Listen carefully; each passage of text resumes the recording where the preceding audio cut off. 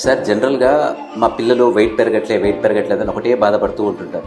ఏ age పిల్లలకు ఎంతవరకు wait ఉండాలి? ప్రసన్న మనకు కామన్ గా వస్తూ ఉంటాయి. రోజు చాలా మంది పిల్లలకు మా బాబు గానీ పాప గానీ వెయిట్ పెరగట్లేదు, చాలా తక్కువ బరువు ఉన్నాడు, లేక బక్కగా ఉన్నాడు అని చాలా మంది తీసుకొస్తా ఉంటారు. ఎట్లా ప్రాబ్లం అంటే ఫస్ట్ ఇనిషియల్ స్టేజ్ నుంచే మనం స్టార్ట్ చేయాల్సి వస్తుంది. మామూలుగా ఫస్ట్ 6 months ఏంటంటే మనం ఎక్స్క్లూజివ్ బ్రెస్ట్ ఫీడింగ్ అంటే ఓన్లీ తల్లిపాలు తప్ప ఏం ఇవ్వకూడదు ఫస్ట్ 6 months. 6 months తర్వాత నార్మల్ గా చాలా మంది తల్లి పిల్లలు ఏంటంటే 6 months వరకు మంచి గ్రోత్ ఉంటుంది. 6 months తర్వాత ఏం స్టార్ట్ చేయాలంటే కాంప్లిమెంటరీ ఫీడింగ్ అంటే ఉగ్గు కానీ సెరిలాక్ కానీ లేకపోతే ఇంట్లో చేసిన వేరే వస్తువులు కానీ ఉప్మా కానీ ఇట్లా చిన్న స్లోగా పెట్టుకుంటూ పోవాల్సి వస్తుంది. ఎప్పుడైతే 6 months తర్వాత ఏమవుతుందంటే కొంత నెగ్లిజెన్స్ స్టార్ట్ అవుతుంది.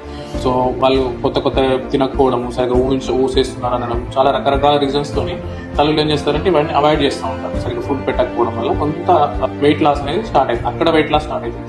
ఫస్ట్ 6 months మంచి వెయిట్ ఉన్న పిల్లలు కూడా 6 months తర్వాత ఈ ప్రాబ్లం వల్ల కాంప్లిమెంటరీ ఫీడింగ్ అనేది సరైన టైం స్టార్ట్ చేయకపోవడం, సరైన మోతాదులో స్టార్ట్ చేయకపోవడం వల్ల ప్రాబ్లమ్స్ వస్తాయి. సో ఒకసారి కాంప్లిమెంటరీ ఫీడింగ్ ఇంకా మంచిగా స్టార్ట్ చేయగలిగితే వెయిట్ పెరగడం అనేది చాలా ఈజీ.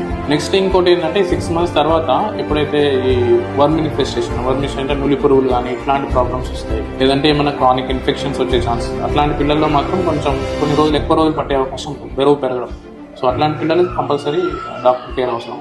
మిగతా పిల్లలు ఏంటంటే ఈ ఉగ్గు కానీ సెరిలాక్ కానీ లేకపోతే ఇంకా సెరిలాక్ కూడా అవసరం లేదు, ఉగ్గు మంచిగా చేసుకుంటే ఇంటి దగ్గర ఉగ్గు చేసి పెట్టడం కూడా దానివల్ల కూడా మంచి గ్రోత్ వస్తుంది వచ్చే ఛాన్స్.